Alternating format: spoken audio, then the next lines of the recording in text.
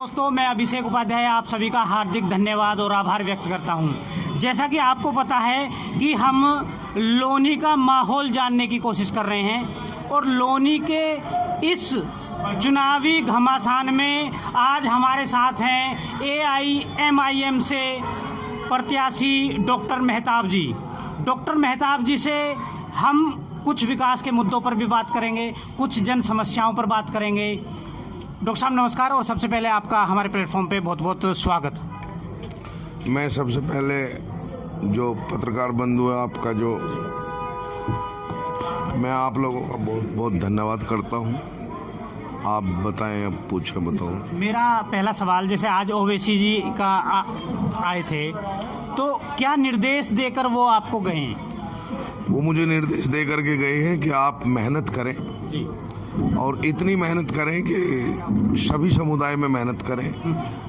क्योंकि ओवैसी जी के साथ सभी समुदाय की वोट हैं, दलित भी है, शोषित वंचित सभी समाज है, मुस्लिम समाज है। तो सभी के लिए वो कह के गए कि आप घर घर डोर टू डोर आचार संहिता का ख्याल करते हुए आप वोट मांगने का काम करें। आज ओवैसी जी लोनी में डोर टू डोर शायद उनका प्रचार करना था उन्हें, तो क्या कारण रहे कि वो आज प्रचार नहीं कर पाए? दरअसल वो बैरिस्टर है जी, वो बड़े अमन पसंद आदमी है जी, उन्होंने डोर टू डोर का यहाँ परमिशन, कल हमारे लिए एक आदेश आया था कि आप परमिशन लें, डोर टू डोर मेहनत करेंगे। लेकिन मैंने भी डोर टू डोर मेहनत के लिए कई कॉलोनी चुनी और ज़्यादातर मुस्लिम समुदाय चुना।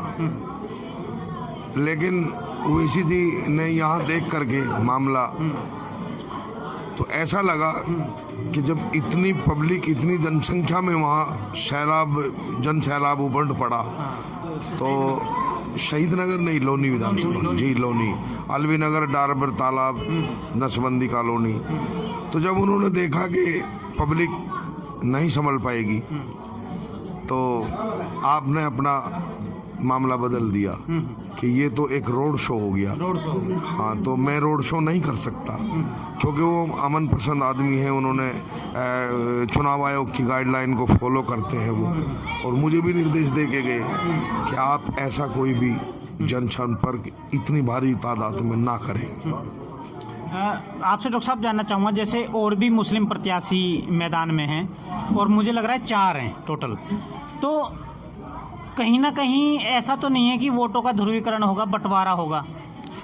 नहीं, ऐसा नहीं है। दरअसल पहले जो माननीय विधायक नंद किशोर जी थे बीजेपी से, उन्होंने इतना प्रताड़ित मुस्लिमों को किया, एक समुदाय को, और मैं समझता हूँ कि दलितों को भी किया। तो मैं समझता हूँ कि लोनी के जो बुजुर्ग मेरे साथी में, जनता तो नेता कहती है, मैं तो नेता नहीं हूँ, मैं तो पब्लिकल आदमी हूँ। तो मैं समझता हूँ कि जनता जनार्दन है। उनका मानना ये है कि ऐसे विधायक को दोबारा ना चुना जाए लोनी विधानसभा से, और अपने में से ही किसी को चुने। तो मैं समझता हूँ कि लोनी के जितने युवा साथी हैं, बुजुर्ग हैं, उन्होंने, विचारों ने, सभी ने मिल करके ये प्रतीत दिया है कि लोनी की जनता MIM की तरफ अब की बार 100% जाएगी। डॉक्टर साहब, बात करें जैसे मैदान में और भी प्रत्याशी हैं, तो आप किन मुद्दों को लेकर मैदान में हैं? मेरा सबसे पहला मुद्दा लोनी क्षेत्र में तो मुद्दों की एक बाढ़ जैसा मामला है, मुद्दे ही मुद्दे हैं। लेकिन मैं समझता हूँ कि सबसे पहले शिक्षा और स्वास्थ्य और सम्मान, मेरा ये सबसे पहला मामला होगा। आपकी जो लोनी की गरीब जनता है, उसको कोई संदेश आपका? लोनी की जनता नहीं, लोनी के मेरे भाइयों को, बुजुर्गों को, साथियों को, बहन बेटियों को, मैं सभी से एक ही बात कहना चाहूँगा कि जितना प्यार, जितना जन सैलाब आज MIM के पक्ष में लोनी क्षेत्र से मिला है, तो मैं समझता हूँ कि मुझे और इससे ज़्यादा मैं किस लैंग्वेज में उनका शुक्रिया अदा करूं। मैं तो उनको बार बार धन्यवाद करूंगा और उनका शुक्रिया अदा करने की कोशिश मैंने की। पहले भी आपसे पूछा था जब मैं पहली बार आपका इंटरव्यू करने आया था और सुभाष चंद्र बोस जी की अंबेडकर जी की जयंती थी, तो मैं आपसे एक बार फिर पूछना चाहूँगा, क्योंकि टाइम बदलते बदलते प्रतिद्वंदी बदलते हैं, रण में एक प्रतिद्वंदी ज़रूर होता है। तो मैं फिर आपसे पूछना चाहूँगा कि रण में वर्तमान में आपका कोई एक प्रतिद्वंदी। देखो,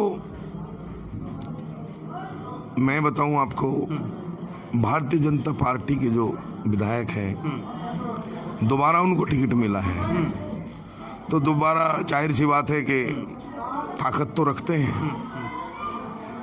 हमारी टक्कर सीधी सीधी बीजेपी से है। नहीं, और गठबंधन? नहीं, गठबंधन को तो देखो सुनो, गठबंधन का जो मामला है, गठबंधन हम हैं, गठबंधन हम थे, गठबंधन ये है, गठबंधन ये है, गठबंधन वो है, लेकिन वो गठबंधन नहीं है। गठबंधन को जो अपने आप को ये सोचते हैं कि गठबंधन में हम हैं, उसके जिम्मेदार हैं बहुत बड़े मुस्लिम नेता हैं, वो अपने आप दिमाग से बात निकाल दें कि कोई गठबंधन नहीं है, कोई गठबंधन नहीं है। गठबंधन की बात मैं आपको बात बताऊं, हम राष्ट्रीय लोकदल में हमने कई साल काम किया। चौधरी चरण सिंह जी ने एक अजगर समाज बनाया और उस अजगर समाज को बना करके उसको मुसलमानों के सर पे बैठा दिया।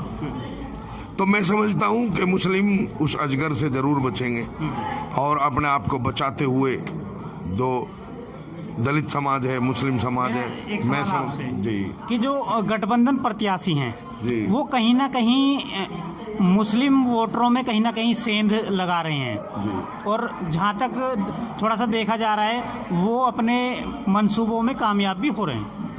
ये आपका मानना होगा, लेकिन आज से शायद सेंध लगाने की हिम्मत भी ना पड़े, मैं मानता हूँ। क्योंकि MIM का जो वोट था वो पहले बड़ा साइलेंट था। आज उनके बॉस आ गए तो वो बिल्कुल ओपनली हो गया और ओपनली वो सारे कैंडिडेट्स देखें, गठबंधन भी देखे, बीजेपी भी देखे और पार्टियां भी सब देखें, लेकिन इंशाल्लाह ऊपर वाले की दुआओं से MIM की सीट निकलने की। नहीं, जैसे आज ओवैसी आए जी उनका विजिट हुआ लोनी, जी तो क्या उनके आने से माना जाए कि आपका जनाधार बड़ा है और कहीं ना कहीं आप सीट निकाल रहे हैं लोनी में?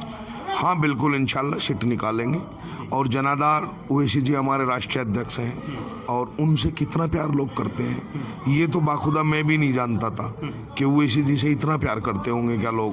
लेकिन जब इनकी मोहब्बत, इनकी दीवानगी देखी और जन सैलाब मेरे हिसाब से शायद लाखों में बदल गया, तभी ओवैसी जी ने अपना निर्णय बदल दिया और सभी से हाथ जोड़ के कहा कि मुझे आज टाइम नहीं है, क्योंकि वो मामले को देखते हुए, गाइडलाइन को चुनाव आयोग की उसको ध्यान में देते हुए उन्होंने अपना रूट चेंज कर दिया एकदम।